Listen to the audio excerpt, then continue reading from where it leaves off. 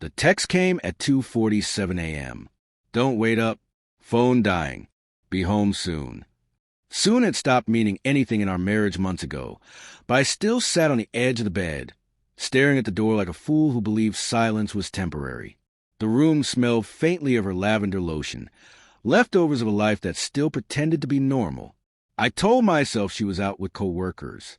I told myself not to be paranoid. I told myself a lot of things that night. At 3:12 a.m., I heard the key scrape the lock. Not the careful turn I knew so well, but clumsy loud. The door swung open, and my wife stumbled in, heels in one hand, hair messy, makeup smeared. The sharp smell of alcohol rushed the hallway. She froze when she saw me. "Oh," she laughed weakly. "You're awake." That laugh hurt more than the lie I knew was coming.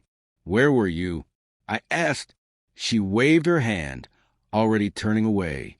"Work thing. I told you." She didn't look at me. She never did anymore. I followed her into the living room. That's when I saw the bag. It was a black leather overnight bag, scuffed at the corners. Not ours. Not something she'd ever owned. She set it down like it was nothing, like it didn't weigh 1,000 pounds between us. "What's that?" I asked. She stopped, just for a second, long enough for the truth to flicker across her face before she buried it. "A friend's," she said. I forgot I had it.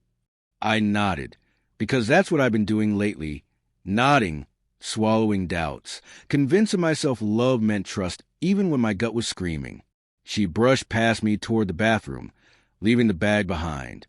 I stared at it. I told myself not to touch it. I told myself that crossing that line would change everything. But everything had already changed. I was just the last one to accept it. The zipper sounded too loud in the quiet apartment. Inside were men's clothes. A folded shirt that wasn't mine. A watch I'd never seen. A toothbrush still damp and tucked into the side pocket. Receipts from a hotel 2 towns over. 1 room, 2 nights. My chest tightened like someone had wrapped wire around my lungs.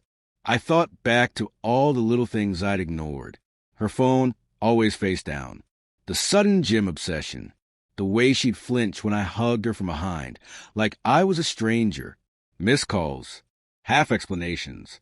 The way "I love you" had turned automatic empty. She came out of the bathroom and stopped short when she saw the bag open. For a moment, neither of us spoke. Then she sighed. "I didn't plan for you to find out like this." Not "I'm sorry." Not "it didn't mean anything." Just that. "How long?" I asked. My voice didn't sound like mine. She sat down slowly, rubbing her face. "A few months." A few months. While we ate dinner together. While we talked about vacations. While I held her when she had nightmares. Was it worth it? I asked.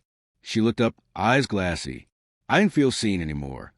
The words cut deep because part of me wondered if I'd failed her, if I'd worked too much, if I'd missed the signs when she needed me most.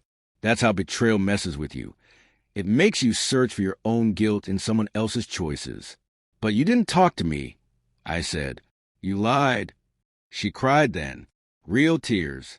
Apologies poured out, confusion, loneliness, mistakes. She said she never meant to hurt me. She said she still loved me. But love doesn't come home drunk at 3 a.m. carrying another man's life in a bag. That night, I slept on the couch. Not because I was angry, but because I couldn't breathe beside her without imagining who she'd been breathing with instead. In the weeks that followed, everything felt fake. Memories turned sour. Laughs echoed hollow. Trust didn't shatter loudly. It eroded quietly, until there was nothing left to stand on. We tried talking, counseling, promises, but every time she reached for me, I saw the bag. Every time my phone buzzed, my heart raced. One morning, I packed my things. She watched from the doorway, silent. "I wish I had chosen you sooner," she said. "So, do I?" I replied. Walking away didn't make me strong overnight. It hurt. It still does. But I learned something important. Love without honesty is just a habit. And staying after trust is gone doesn't make you loyal. It makes you disappear. I didn't lose my marriage that night. I found myself.